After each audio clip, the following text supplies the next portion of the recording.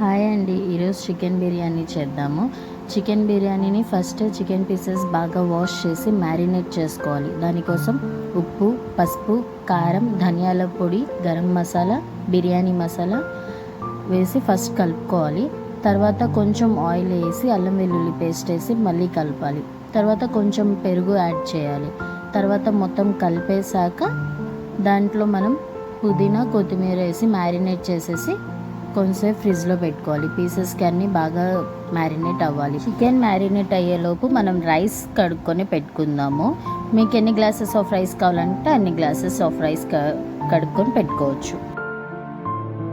And మనం ఇప్పుడు biryani process start చేద్దాం. దానికోసం మనం ఫస్ట్ బిర్యానీ దినుసులన్నీ రెడీగా పెట్టుకోవాలి.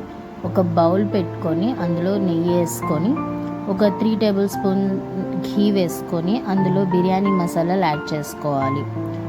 బేసిక్ బిర్యానీ మసాలాస్ యాడ్ చేసుకున్నాక చాప్డ్ ఆనియన్స్ తీసుకొని అందులో యాడ్ చేసుకోవాలి. బిర్యానీ మసాలాలన్నీ ఫ్రై అయ్యాక ఆనియన్స్ వేసేసి ఆనియన్స్ గోల్డెన్ కలర్ రావాలి.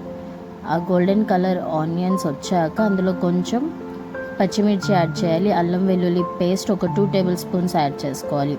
దాన్ని కొంచెం ఫ్రై చేయాలి. ఫ్రై చేసేసాక మనం పుదీనా, కొత్తిమీర తీసుకొని ఇంకొక 2 మినిట్స్ ఫ్రై చేసుకుందాం.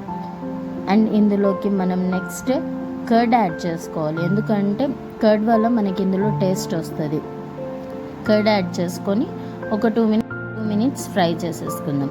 అది కొంచెం ఫ్రై అయ్యాక అందులో వచ్చేసి మనం మ్యారినేట్ చేసుకున్న చికెన్ ఉంది కదా ఫ్రిడ్జ్లో, అది ఇందులో యాడ్ చేసుకోవాలి. ఆ మ్యారినేట్ చేసుకున్న చికెన్ పీసెస్ని యాడ్ చేసుకొని కొంచెం కలపాలి.